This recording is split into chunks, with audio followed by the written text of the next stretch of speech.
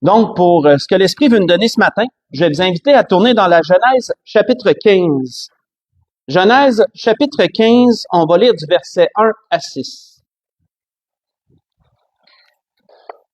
Dans la Genèse chapitre 15, verset 1 à 6.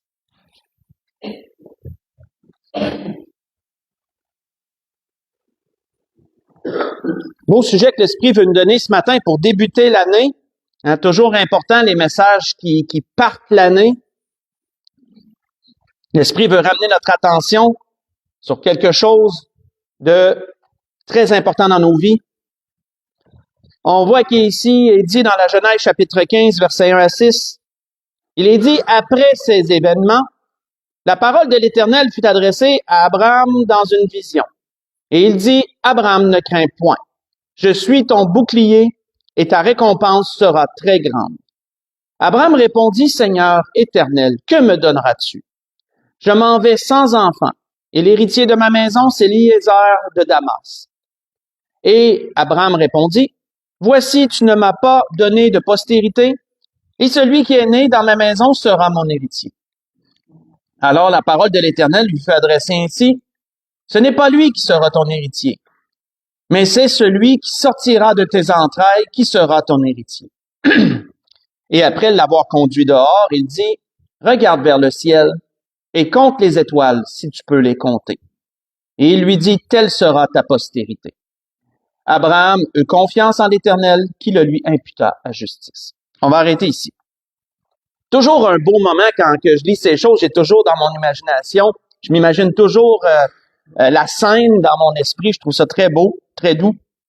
Mais comme nous savons ici, nous savons que à partir de l'appel que Dieu a fait à Abraham dans la Genèse chapitre 12, Dieu a appelé Abraham pour une mission très particulière, pour participer à son plan, et il lui a donné des promesses. Si vous avez suivi les messages hier, vous avez vu, on a touché à ce sujet-là. Dieu lui a donné des promesses. Ensuite, Dieu, qu'est-ce qu'il a fait?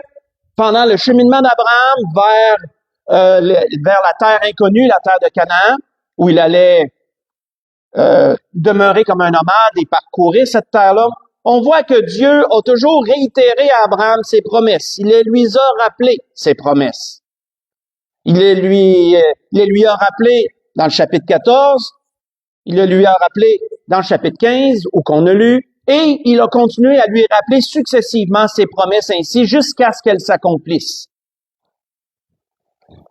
Mais on voit ici que ce qui est particulier, c'est qu'il nous est dit que suite à la parole de l'Éternel, suite au fait que Dieu lui rappelle encore ses promesses, il nous est dit, Abraham eut confiance en l'Éternel. Et Dieu le lui a imputé à justice. Autrement dit, Dieu a agi envers lui selon la confiance qu'il a eue en Dieu. Dieu a agi envers lui en fonction de cela. De là, l'expression, il lui a imputé cela à justice.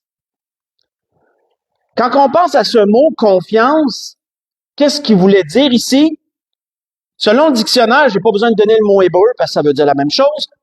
Selon le dictionnaire, c'est un sentiment d'assurance et de sécurité vis-à-vis quelqu'un ou quelque chose. Quand tu peux avoir confiance en quelqu'un, c'est-tu sécurisant? C'est doux, c'est paisible. Ça apporte une assurance. Quand tu as une épouse merveilleuse ou qu'une femme a un époux merveilleux et qu'elle sait qu'elle peut avoir confiance en lui ou que lui peut avoir confiance en elle, ça apporte une grande sécurité et une grande paix dans le cœur de la personne. Ça apporte une assurance. Tu marches avec plus d'aisance, tu n'as pas à te tracasser. Si tu as confiance en ton automobile, ben tu sais que quand tu vas prendre la route, tu te casses pas la tête. Ah, vas-tu tomber en panne dans 5 minutes, 10 minutes? Et va-tu m'arriver tel problème?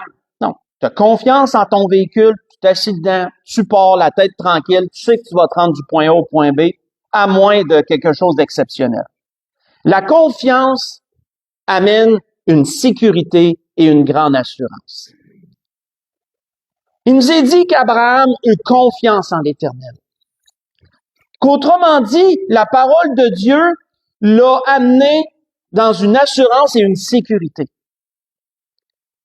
Et il savait que Dieu allait faire ce qu'il avait dit qu'il ferait.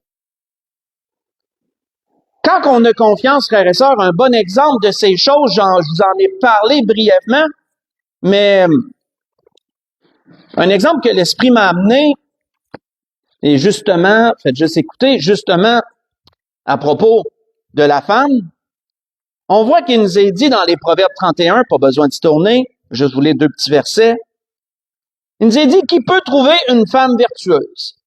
Elle a bien plus de valeur que les perles, le cœur de son mari a confiance en elle, et les produits ne lui feront pas défaut. Elle lui fait du bien et non du mal tous les jours de sa vie. Vous voyez ça dans Proverbe 31, versets 10 à 12. Ici, il nous est parlé de confiance encore dans l'exemple que je vous ai donné. Il nous est dit que une femme vertueuse, le cœur de son mari a confiance en elle. Ben ça veut dire que le mari sait que les choses sont en bonne main. Il n'a pas besoin de se casser la tête, il n'a pas besoin de se tracasser. Ma femme a ça en main, ça va bien aller. Elle va gérer. Parce qu'il a confiance. Parce qu'il a confiance. Lorsqu'on a confiance, on ne s'inquiétera pas au sujet d'une chose ou au sujet d'un autre. Parce que la sécurité que ça apporte garantit cette paix qu'on a. Abraham a ressenti ce sentiment envers Dieu. Il a eu confiance en les paroles de Dieu. Et cette confiance, frères et sœurs, nous pouvons la voir à travers ses actions. Dans l'épisode, par exemple, où Dieu l'a mis à l'épreuve, pas besoin de se tourner, mais dans la Genèse 22, lorsqu'on lit cet épisode où Dieu l'a mis à l'épreuve, on peut voir par les paroles qu'il a dites qu'il avait confiance en Dieu. Même après lui avoir donné sa promesse que son fils soit là, il a gardé cette confiance en Dieu. Parce qu'on voit que lorsqu'il est allé avec les serviteurs et son fils vers la montagne où Dieu a dit « Va là et offre-moi ton fils en sacrifice », on voit que lorsque Abraham a vu la montagne, qu'est-ce que la Bible nous dit? La Bible nous dit qu'il a dit aux serviteurs « Attendez ici, nous allons, moi et le petit enfant adorer, et nous reviendrons vers vous. » Déjà, il démontrait sa confiance en Dieu dans ses paroles. Nous allons revenir. Puis pourtant, Dieu y avait dit, tu vas me l'offrir en sacrifice. Ça fait aucun sens. Mais Abraham savait que d'une façon ou d'une autre, il allait revenir avec son fils parce que c'est une promesse que Dieu avait accomplie et ne lui enlèverait pas comme ça après lui avoir donné cette promesse-là. Pourquoi? Parce qu'il avait confiance. Il avait confiance en Dieu. On voit que lorsque son fils, dans le même épisode, a dit à son père, « Papa, on a le bois, on a le feu, mais il est où l'Holocauste? » Abraham a dit quoi à son fils? Dieu va se pourvoir lui-même de l'Holocauste. Puis pourtant, dans la parole de Dieu, c'était lui qui était l'Holocauste. Mais Abraham savait, Dieu va pourvoir à un agneau pour l'Holocauste, par lui-même. Toutes ces choses, frères et sœurs, découlent de quoi? Elles découlent de la confiance. De ce sentiment d'assurance et de sécurité que tu as quand tu as confiance, justement. Si vous voulez tourner avec moi, on va aller dans Romains 4 et on va aller voir comment Paul, lui, reprend les paroles d'Abraham parce que c'est très intéressant. Paul va reprendre cette citation-là d'Abraham, mais Paul va changer un mot. C'est ce qui est particulier. Paul va changer un mot. Dans Romains chapitre 4, si on lit versets 1 à 5. Paul, en parlant d'Abraham et de la foi d'Abraham aux Romains, va reprendre cet épisode que nous avons lu dans la Genèse et cette citation. Et voyons comment Paul le verbalise, comment lui le dit. Dans Romains chapitre 4, versets 1 à 5, il est dit, « Que dirons-nous donc qu'Abraham, notre père selon la chair, a obtenu? Si Abraham a été justifié par les œuvres, il a sujet de se glorifier, mais non devant Dieu. Car que dit l'Écriture? Abraham crut à Dieu, et cela lui fut imputé à justice. Or, à celui qui fait une œuvre, le salaire est imputé non comme une grâce, mais comme une chose due. Et celui qui ne fait point d'œuvre, mais qui croit en celui qui justifie l'impie, sa foi lui est imputée à justice. On va arrêter ici. On voit ici, frères et sœurs, que lorsque Paul a cité les paroles d'Abraham, il n'a pas dit Abraham eut confiance en Dieu qui le lui imputa à justice. Il dit Abraham crut à Dieu qui le lui imputa à justice. On pourrait se demander, est-ce que c'est simplement qu'il se souvenait plus d'exactement comment ça s'est dit, puis il s'est trompé de mot, au lieu de dire le mot confiance, il a dit le mot croire? On pourrait se dire, est-ce que c'est la même chose? Est-ce que croire et avoir confiance, ça veut dire la même affaire en fin de compte, puis que tu dises un ou l'autre, ça revient au même? Moi, je vous dirais que non, frères et sœurs. Paul voulait enseigner quelque chose à travers ce mot et le choix de mots qu'il a mentionné. Paul n'utilise pas confiance, mais croire. Et c'est pas pour rien. Qu'est-ce que ça veut dire croire? On revient à nos bases. Selon le dictionnaire, croire, ça veut dire tenir pour véritable, vrai ou véridique quelque chose. Si tu crois en quelque chose, ça veut dire que tu trouves que c'est vrai. Pour toi, c'est véridique. Pour toi, c'est ça. Tu y crois. Tenir pour vrai ou véridique quelque chose. Dans l'Ancien Testament, il nous est dit qu'Abraham eut confiance en Dieu. Il y a eu une assurance et une sécurité dans les paroles que Dieu lui a données et Dieu lui a imputé à justice. Paul nous dit ici qu'Abraham a tenu les paroles de Dieu pour véridiques, pour vraies. Et Dieu le lui a imputé à justice. Comme vous voyez, il y a une petite divergence. Le mot n'est pas exactement pareil. Il ne veut pas dire exactement la même chose. Un exemple de croire, le Seigneur en a donné un bon exemple lorsqu'il a parlé à ces deux hommes sur le chemin d'Emmaüs, qui ne l'ont pas reconnu. Quand il a vu leur incrédulité, leur mine déconfite, face au fait que ça faisait 3 jours qu'il avait annoncé qu'il serait ressuscité, il ne l'avait toujours pas vu, on voit qu'il leur a dit quoi, Jésus? Il leur a dit, « Ô homme sans intelligence dont le cœur est lent à croire, tout ce qu'ont dit les prophètes. » Vous voyez ça dans Luc 24, verset 25. Pourquoi Jésus disait-il qu'ils étaient lents à croire? C'est parce qu'ils n'étaient plus aussi persuadés des paroles qui avaient été dites qu'au commencement, avant que ça arrive. Au commencement, ils tenaient les paroles de Jésus pour véridiques et vraies, mais là, à ce temps que ça faisait 3 jours qu'ils l'avaient toujours pas vu, ils n'étaient plus aussi persuadés. Autrement dit, ils commençaient à douter que ces paroles-là étaient vraiment véridiques. C'est pour ça que Jésus les a réprimandés en disant « dont le cœur est lent à croire », ce qu'ont dit les prophètes. Quand tu crois, tu tiens quelque chose pour vrai et pour véridique. L'apôtre Paul développe sa pensée, si on continue dans la lecture dans Romains 4, mais si on continue à partir du verset 18 au verset 22, Paul continue à développer cette pensée-là à propos d'Abraham. Il dit, à partir du verset 18, Romains 4, « Espérant contre toute espérance, il crut. » Voyez-vous qu'il réitère son choix de mots. Il crut et devint ainsi le père d'un grand nombre de nations. Selon ce qui lui avait été dit, telle sera ta postérité. Sans faiblir dans la foi, il ne considéra point que son corps était déjà usé, puisqu'il avait près de 100 ans et que Sarah n'était plus en état d'avoir des enfants. Il ne douta point par incrédulité au sujet de la promesse de Dieu, mais il fut fortifié par la foi, donnant gloire à Dieu et ayant la pleine conviction que ce qu'il promet, il peut l'accomplir. Ça rentre dans la confiance en passant. C'est pourquoi cela lui fut imputé à justice. Le choix de mots, frères et sœurs, que l'apôtre Paul a donné a une raison très simple. Quand tu médites sur ce sujet, tu viens qu'à comprendre que pour avoir confiance en quelque chose, tu dois premièrement y croire. Donc, le choix de mots est intéressant. L'apôtre Paul amenait l'idée que si Abraham a eu confiance en Dieu, c'est parce qu'il a cru en Dieu premièrement.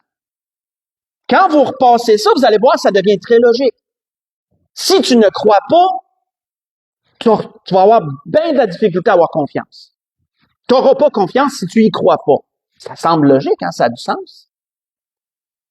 Abraham crut à Dieu, il a tenu les paroles de Dieu pour véridiques et vraies, et cela a procuré une assurance, une sécurité. Il a eu confiance.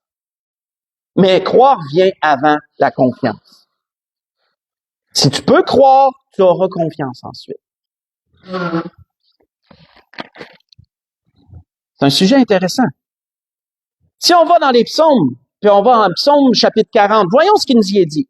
Dans les psaumes chapitre 40, continue sur cette pensée. Dans les psaumes au chapitre 40. Et c'est un principe, frères et sœurs, qu'on retrouve à travers les Écritures. Que pour avoir confiance, tu dois croire, premièrement. Si tu crois, tu auras confiance. Dans les psaumes, chapitre 40, si on lit le verset 1 à 6, un beau psaume de David, il est dit à partir du verset 2, « J'avais mis en l'Éternel mon espérance. Et il s'est incliné vers moi, il a écouté mes cris. Il m'a retiré de la fosse de destruction, du fond de la boue. Il a dressé mes pieds sur le roc. Il a affermi mes pas. Il a mis dans ma bouche un cantique nouveau, une louange à notre Dieu. Beaucoup l'ont vu et ont eu de la crainte. Et ils se sont confiés en l'Éternel. Heureux l'homme qui place sa confiance, qui place en l'Éternel sa confiance, et qui ne se tourne pas vers les hautains. Tu as multiplié, Éternel mon Dieu, tes merveilles et tes desseins en notre faveur, et nul n'est comparable à toi.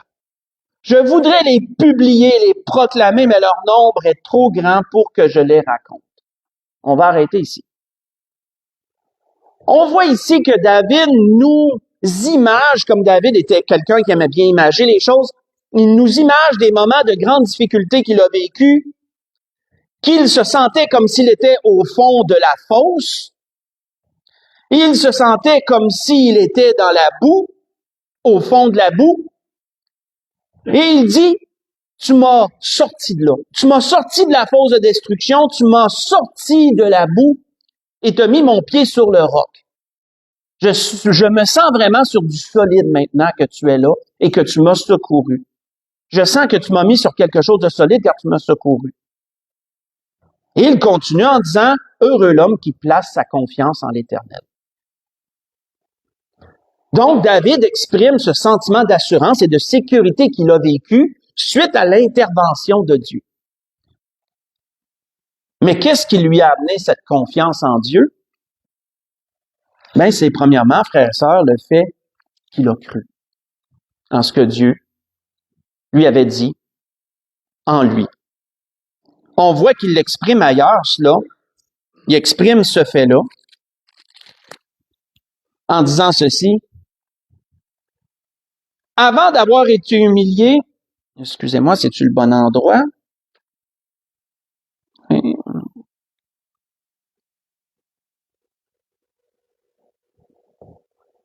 Non, j'ai pas noté le bon endroit. Mais dans le psaume 119,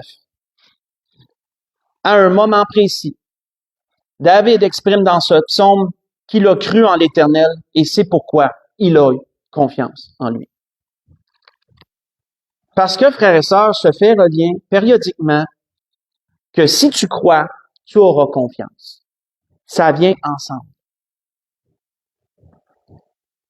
Mais la confiance, frères et sœurs, est-ce que c'est tout le temps dans le top? Est-ce que la confiance, elle est toujours au maximum ou si parfois on peut avoir un peu de misère avec ça? Est-ce que parfois c'est difficile d'avoir confiance? Parce qu'il peut arriver des choses dans la vie qui peuvent parfois miner cette confiance qu'on a en Dieu. Les temps peuvent devenir parfois noirs et sombres, que ça nous amène à douter. Un peu comme les gens sur le chemin d'Emmaüs. Si on tourne dans 1 Samuel 23, voyons entre autres ce qu'il nous y est dit sur cela.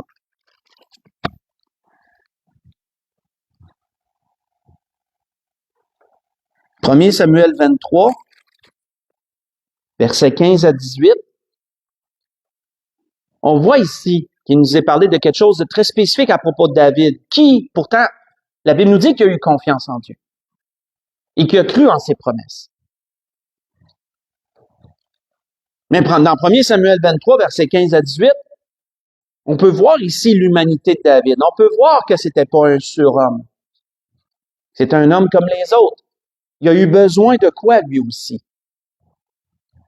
Il nous est dit que David, voyant Saül en marche pour attenter à sa vie, se tint au désert de Ziph dans la forêt, et ce fut alors que Jonathan, fils de Saül, se leva, alla vers David dans la forêt, et il fortifia sa confiance en Dieu. Notez cela. Il fortifia sa confiance en Dieu. Et il lui dit, ne crains rien, car la main de Saül, mon père, ne t'atteindra pas. Tu régneras sur Israël, et moi je serai second rang auprès de toi. Saül, mon père, le sait bien aussi. Ils firent tous deux alliance devant l'Éternel, et David resta dans la forêt, et Jonathan s'en alla chez lui. Vous savez que David a eu à fuir devant Saül, parce que Saül voulait le tuer. On connaît l'histoire de David pour ceux qui l'ont lu. Vous savez que ça n'a pas été une partie de plaisir à partir du temps que David a dû fuir devant Saül. Que de fil en aiguille, ça a été difficulté par-dessus difficulté. Que s'il était quelque part, Saül y allait. S'il avait passé par un endroit, Saül passait par le même endroit, puis si les gens ne lui disaient pas où était David, il tuait tout le monde. Aller jusqu'à un endroit où il y avait des sacrificateurs, et il a tué beaucoup de sacrificateurs, puisqu'il ne lui révélait pas où était David. Ensuite, David va délivrer une ville, ça c'est juste précédemment ce qu'on a lu là. Et Saül apprend que David a passé par cette ville-là, mais il veut aller détruire cette ville-là. Donc, vous savez, quand c'est épreuve par-dessus épreuve, difficulté par-dessus difficulté, mais ça se peut que ça finisse par nous atteindre à un moment donné. On est humain, c'est possible. Puis on peut avoir besoin que notre confiance soit fortifiée, qu'elle soit renouvelée. On voit que David avait la grâce d'avoir un bon ami, Jonathan, qui a certainement ressenti le besoin et qui est allé fortifier la confiance de David envers Dieu. C'est merveilleux. Parce que, frères et sœurs, la confiance, oui, parfois, elle peut diminuer. Et nous aurons besoin qu'elle soit renouvelée, qu'elle soit fortifiée. Quand on regarde ce sujet, oui, il peut arriver aussi d'autres choses. Il peut arriver que parfois, malheureusement, nous placions notre confiance ailleurs qu'en Dieu. Ça aussi, ça peut arriver. On voit que, d'ailleurs, Salomon en parlait dans un proverbe de ça, en disant que celui qui a confiance dans son propre cœur est un insensé, mais celui qui marche dans la sagesse sera sauvé. On voit ça dans Proverbe 28, verset 26. C'est pas juste qu'on peut manquer de confiance en Dieu, mais c'est parfois parce qu'on peut la placer ailleurs. Parfois, on la place en nous-mêmes et en nos capacités, parce qu'on se pense bien capable. Mais malheureusement, on manque dans ces choses parce qu'on est des insensés en bout de ligne pour avoir fait ça. On voit que parfois, on peut placer notre confiance dans nos propres biens, dans notre situation, parce qu'on se sent en sécurité. On a un toit, on a la nourriture, on a le vêtement, on a une voiture, on a un travail. Ça amène de la confiance, tout ça. Parfois, on peut négliger que la confiance doit être premièrement mise en Dieu, puis on peut commencer à la mettre en nos moyens puis en ce qu'on a autour de nous. Mais on voit qu'encore là, ceci est un piège à prendre garde. On voit qu'il est dit sur cela, « Pourquoi craindrais-je au jour du malheur? Lorsque l'iniquité de mes adversaires m'enveloppe, ils ont confiance en leurs biens, ils se glorifient dans leur grande richesse, ils ne peuvent se racheter l'un l'autre, ni donner à Dieu le prix du rachat. Le rachat de leur âme est cher, il n'aura jamais lieu. Ils ne vivront pas toujours et n'éviteront pas la vue de la fosse. » Dans le psaume 49, versets 6 à 8, on voit les fils de Corée ici noter quelque chose d'important. Que majoritairement, ceux qui ne connaissent pas Dieu, ils ont confiance en quoi? Ils ont confiance en leurs propres moyens. Et cela est un piège. quand on vient au Seigneur Jésus comme notre sauveur, qu'on l'accepte comme notre sauveur et Seigneur, que nous devenons un enfant de Dieu, notre confiance doit être pleinement en Dieu. Si Dieu nous donne la grâce d'avoir le toit, la nourriture, le vêtement, un travail et tout, ce sont des grâces qui viennent de Dieu, mais nullement que notre confiance doit s'appuyer dans ces choses. Elle doit toujours demeurer en Dieu premièrement et en Dieu seul. On voit que Salomon réitérait cette pensée en disant que la fortune est pour le riche une ville forte, mais la ruine des misérables, c'est leur pauvreté. Vous savez, frères et sœurs, un mal grave qu'on doit prendre en considération, c'est que lorsqu'on perd notre confiance ou qu'elle diminue, mais ça va affecter la croyance aussi. Parce que la croyance et la confiance, souvenons-nous, on l'a déterminé, elles vont de pair ensemble. Si tu deviens lent à croire, ben tu vas avoir de la misère à faire confiance. Si tu crois pleinement, mais ta confiance va être tout aussi grande. Donc, voyez-vous que les deux sont interreliés ensemble. Donc, combien d'autant plus important que notre confiance en Dieu doit être toujours placée, elle doit être toujours pleine, on pourra dire complète. Et si on sent qu'elle défaille, ben, prions sur cela, allons chercher l'intervention de Dieu. Nos frères et nos sœurs peuvent aussi nous fortifier dans ces choses et nous encourager. Avant de conclure, voyons ce qu'Ésaïe a dit dans Ésaïe chapitre 8, si vous voulez tourner, avant d'aller à la conclusion. Ésaïe chapitre 8. Qu'est-ce que le prophète a dit sur cela?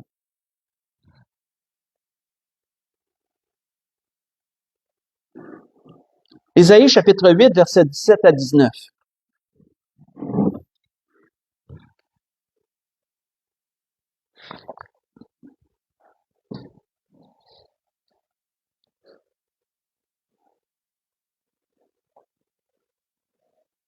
Ésaïe dit, « J'espère en l'Éternel qui cache sa face à la maison de Jacob et je place en lui ma confiance.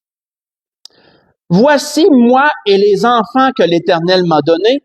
Nous sommes des signes et des présages en Israël de la part de l'Éternel des armées qui habite sur la montagne de Sion. Si l'on vous dit, consultez ceux qui évoquent les morts et ceux qui prédisent l'avenir, qui poussent des sifflements et des soupirs, répondez, un peuple ne consultera-t-il pas son Dieu? S'adressera-t-il aux morts en faveur des vivants? On va arrêter ici. Vous savez, si Ésaïe nous dit cela ici, mais c'est parce qu'il voyait un peuple qui avait perdu sa confiance en Dieu. Un peuple qui mettait sa confiance dans les idoles, qui mettait sa confiance dans un tas de choses au lieu de la mettre en Dieu. Et Ésaïe a dit quoi? Il dit, moi et ma famille, on fait un choix. Moi et ma famille, nous plaçons notre confiance en Dieu. C'est un peu comme Josué, dans Josué 24, qui a dit, moi et ma maison, nous servirons l'Éternel. Très similaire ici. Sauf que le prophète Ésaïe, c'est ce qu'il proclame envers un peuple qui tombe de plus en plus dans l'incrédulité et qui met sa confiance en n'importe quoi. Et c'est pourquoi l'exemple que Ésaïe disait ici, si quelqu'un vous dit, ben, va donc voir telle personne qui parle aux morts, elle va pouvoir te répondre sur tel et tel sujet. Ésaïe dit, est-ce que tu vas consulter une personne qui parle aux morts pour les vivants? Tu iras pas plutôt voir ton Dieu puis consulter ton Dieu? La logique est la même. Vous savez, frères et sœurs, de placer sa confiance en Dieu, c'est un choix. C'est un choix. Ça vient pas tout seul. C'est un choix que l'on fait consciemment. Mais il faut croire avant. Faut croire. Si tu crois en Dieu et en ses capacités, tu vas avoir confiance en Dieu et en ses capacités. Et l'Esprit voulait nous rappeler cela ce matin. Pour partir cette année. Pour conclure, allons dans Proverbe 22, on va conclure. Proverbe chapitre 22. Proverbe chapitre 22.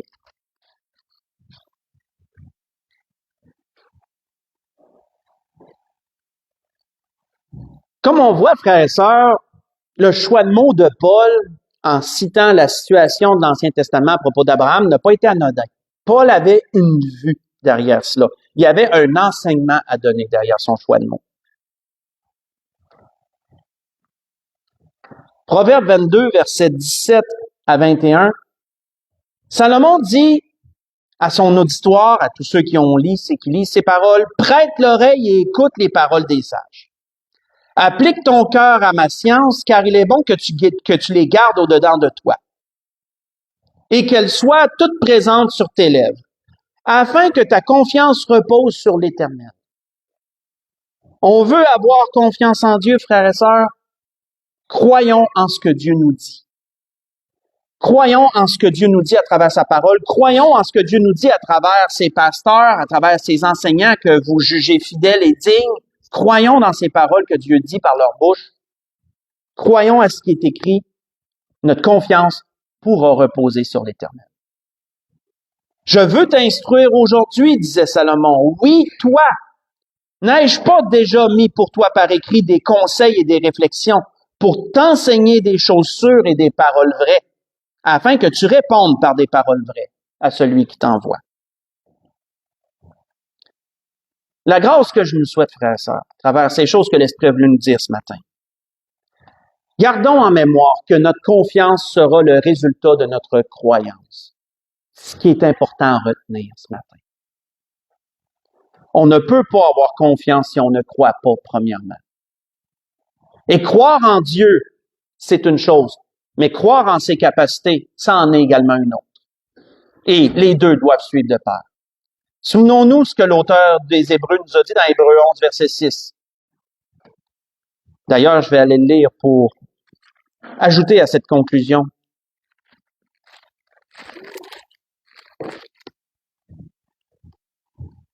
Or, sans la foi, il est impossible de lui être agréable, car il faut que celui qui s'approche de Dieu croit que Dieu existe et qu'il est le rémunérateur de celui qui le cherche. Autrement dit, qu'il croit aussi en ses capacités. La grâce que je nous souhaite à tous, frères et sœurs, gardons cela en mémoire pour cette nouvelle année. Croire amène la confiance. Croyons en Dieu et en ses paroles, en ses promesses et en tout ce qu'il nous a donné. Et nous aurons confiance, et cette confiance sera une sécurité et une assurance pour affronter ce que la nouvelle année va amener. Et souvenons-nous, mieux vaut la fin d'une chose que son commencement, mais là, on est dans le début. On est dans le début, on ne saura pas la fin avant d'être arrivé à la fin de l'année. Mais d'ici là, les choses vont se dévoiler petit à petit. Croyons, et notre confiance sera là, et notre assurance et notre sécurité reposera en Dieu. C'était ce que l'Esprit voulait nous dire. On peut se lever pour un dernier cantique.